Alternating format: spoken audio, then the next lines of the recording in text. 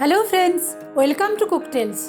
আমি আজকে আপনাদের সাথে শেয়ার করে নিচ্ছি পাবদা মাছের খুব সহজ একটা রেসিপি, যেটা খুবই কম সময়ে হয়ে যায় কিন্তু খেতে ভীষণই সুস্বাদু। বানাচ্ছি দই পাবদা। রান্নাটা শুরু করার আগে প্রথমে একটা মশলার পেস্ট তৈরি করে নিচ্ছি। এর জন্য একটা পাত্রে নিয়ে নিচ্ছি স্বাদমতো নুন, হলুদ গুঁড়ো, লঙ্কা গুঁড়ো, জিরে গুঁড়ো, ধনে গুঁড়ো আর কাশ্মীরি লঙ্কা গুঁড়ো। সামান্য জল দিয়ে গুঁড়ো মশলাগুলো ভালোভাবে মিশিয়ে একটা পেস্ট তৈরি করে নেব। এরপরে নুন হলুদ মাখানো পাবদা মাছগুলোর মধ্যে নিয়ে নিচ্ছি জল ঝরানো টক দই। দইটা মাছগুলোর গায়ে এপিট ওপিট করে ভালোভাবে মাখিয়ে নেব।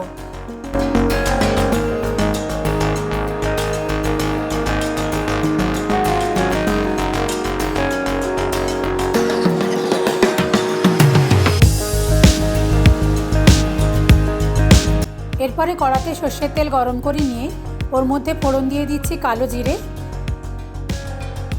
আর শুকনো লঙ্কা।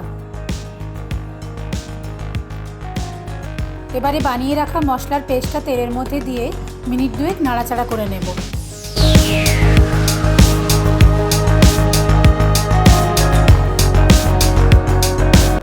সামান্য জল দিচ্ছি যাতে মশলাটা কড়ার গায়ে লেগে না যায়।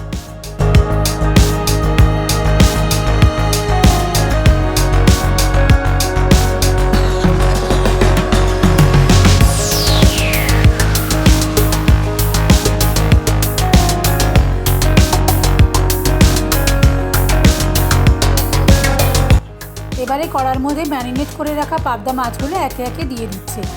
লক্ষ্য রাখতে হবে এই সময় গ্যাসের আঁচটা যেন কম থাকে।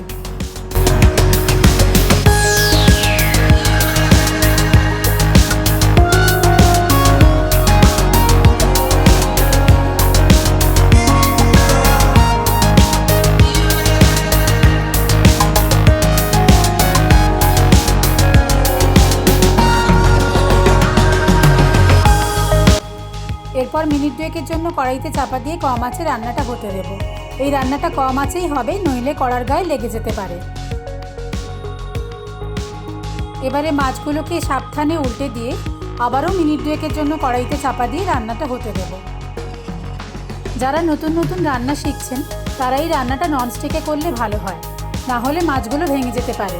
যেহেতু পাবদা মাছ খুবই নরম মাছ এবং দই দিয়ে করার যে কোনো রান্নার কড়ার গায়ে লেগে যাওয়ার প্রবণতা থাকে, সে কারণে ননস্টিকে করলে সুবিধা হবে। আর ননস্টিকে করতে না চাইলে এই কড়াইতেও করতে পারেন। সেক্ষেত্রে কড়াটা প্রথমেই খুব ভালোভাবে গরম করে নিতে হবে।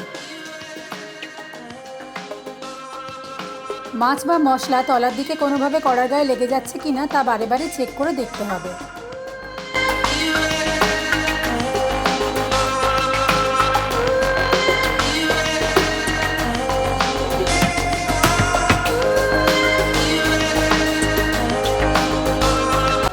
এরপরে দিয়ে দেবো পরিমাণ মতন জল আর কাঁচা লঙ্কা।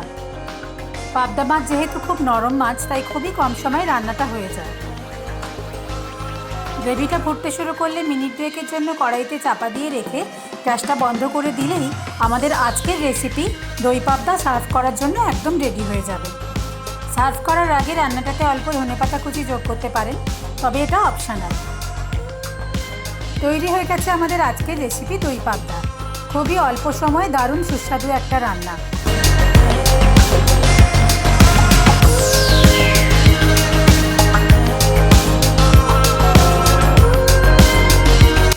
আমার এই রেসিপিটা ফলো করে রান্নাটা একবার করে দেখবেন। কেমন লাগলো অবশ্যই কমেন্ট করে আমাকে জানাবেন। যদি ভালো লেগে থাকে ভিডিওটা লাইক আর শেয়ার করে দেবেন। আর আমার চ্যানেলটা সাবস্ক্রাইব করতে ভুলবেন না যেন। খুব শিগগির আসছি নতুন রেসিপি নিয়ে। টাটা।